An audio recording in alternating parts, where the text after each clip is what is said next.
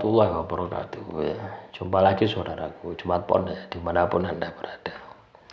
Ini ada pertanyaan dari saudara kita. Bagaimana cara berkomunikasi dengan kodam? Ya, cara berkomunikasi dengan kodam itu melalui batin. Ya.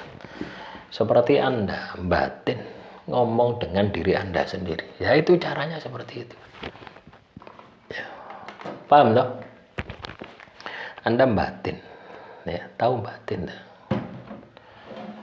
batin Anda itu loh.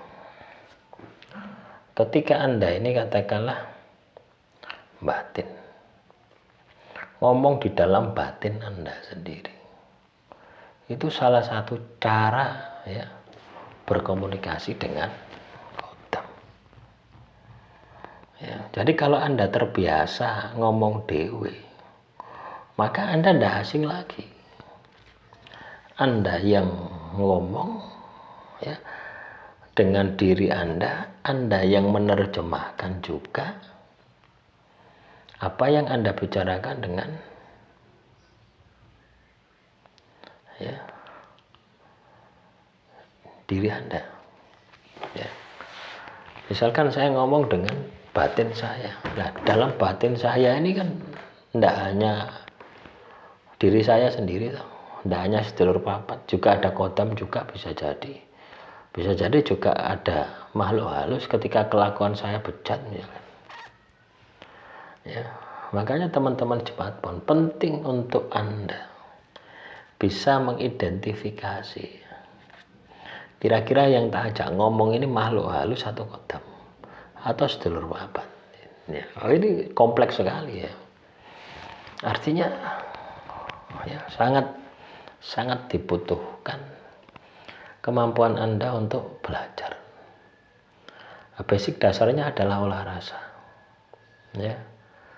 Jadi makhluk halus ya. Dasarnya ya, dasar kodam itu adalah makhluk halus. Makhluk dasar kodam itu makhluk halus atau jin. Ya, saya anggap saja jin. Memang jin ya. Kodam itu adalah jin. Ada gak kodam malaikat? Ya ada. Kodam malaikat itu ada. Tapi kalau kayak potongan-potongannya awake dhewe, ya impossible kita memiliki kodam malaikat. Wong ibadahe jarang, tirakate jarang kok ate oleh kodam malaikat. Malaikat sopo? Malaikat jin. Ya, jadi teman-teman Jumat Pon, ya. Anda harus bisa membedakan itu. Nah, yang paling benar itu ya, yang paling mudah itu atau yang paling sederhana gini. Ya, di dalam kehidupan Anda, supaya Anda ini tidak ada makhluk halus di dalam tubuh Anda, maka ibadah sing kenceng. Ibadah sing kenceng, tirakat sing kenceng.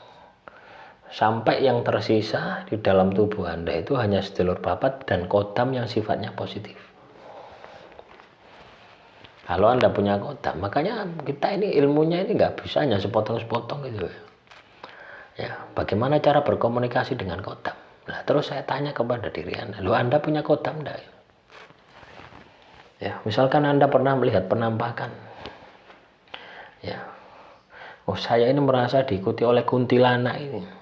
Kuntilanak ini ngalor ngidul, ngetan ngulon selalu ikut saya. Lo bisa jadi itu adalah kodam. Nah, untuk ngetes kodam ini, Anda harus bisa melihat. Anda harus bisa berkomunikasi. Nah, pertanyaannya kan komunikasi tuh. Bagaimana komunikasi dengan makhluk gaib? Bagaimana komunikasi dengan makhluk halus? Lah, makhluk gaib, makhluk halus ini kan sifatnya energi. Maka Anda harus bisa menerjemahkan energi.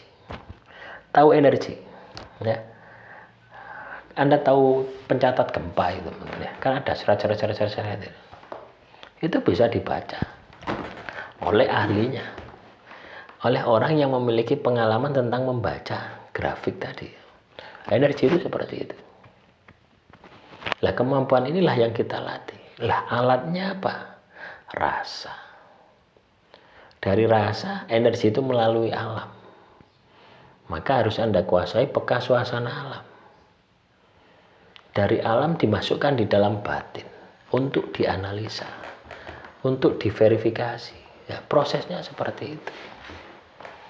Ya, ketika Anda kuasai peka rasa, ya, peka suasana alam, peka suasana batin, ya, maka Anda mampu menerjemahkan apa yang dikomunikasikan. Ya, sama halnya ketika Anda bicara dengan batin Anda sendiri.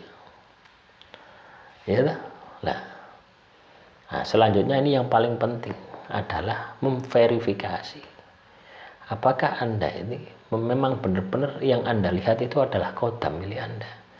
Jangan-jangan itu adalah makhluk halus. Dengan cara apa? Perintah.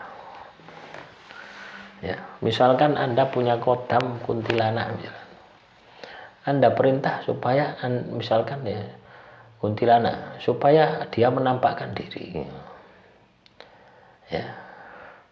Atau supaya menakut-nakuti orang gitu loh. Anda punya teman supaya takut ono itu. Nah, ketika mereka mau melakukan, berarti itu menjadi kodam.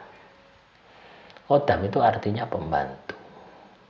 Kalau Anda melihat makhluk halus, ya, terus Anda perintah tidak mau, nah, berarti ya makhluk halus. Berarti ya jin. Ya, yang membedakan kodam dan jin, kodam dan makhluk halus itu sama saja sebenarnya, ya. Makhluknya sama, ya. Yang membedakan adalah fungsinya, ya.